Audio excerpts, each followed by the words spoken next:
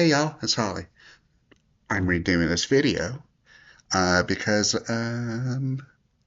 didn't record any audio. Either which way. I saw the I saw the Creeping Terror from '64.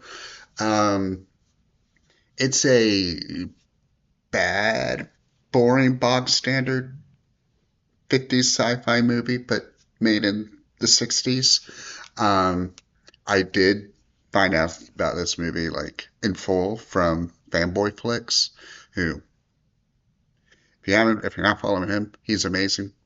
Go check him out.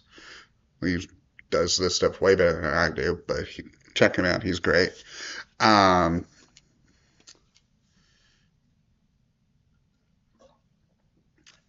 it's not. It's pretty bad. So it's an odd duck of a movie in that there is very very little dialogue. Something happened, I believe, to the audio with this movie to the point where it had to be like narrated over. Um, and it is definitely odd. Fanboy Flicks makes the same, like he says the same thing, and I do agree that it gives a feel of a '50s sci-fi movie mixed with like an educational film of that time. And if you could imagine those two things together, that's the vibe you're going to get from this.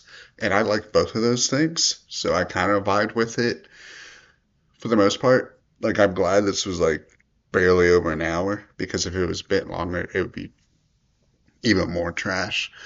It's written, directed, starring, and produced all by one man, Vic Savage. He didn't really do anything else. Like, he started in one other movie, being The Street Fighter. Um, and he didn't direct any other movies or anything else. But for like a mostly one man production, this is not horrible. It's not great, but it's not like I've seen way worse.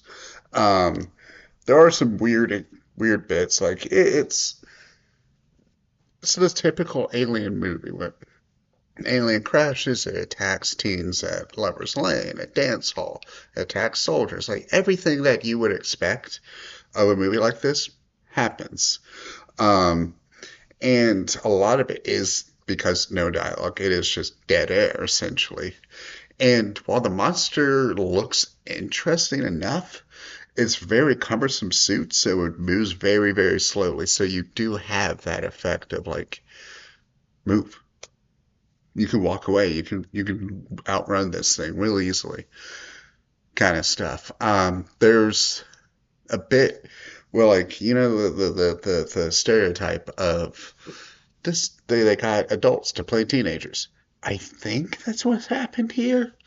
There's a dance hall sequence. Well, one, of course, the dancing goes on for a few minutes, but I think they're supposed to be teenagers, but they're full-grown adults, and like one's even like sloshed out of his mind, like the tie's hanging low, like he has like a bald spot too, and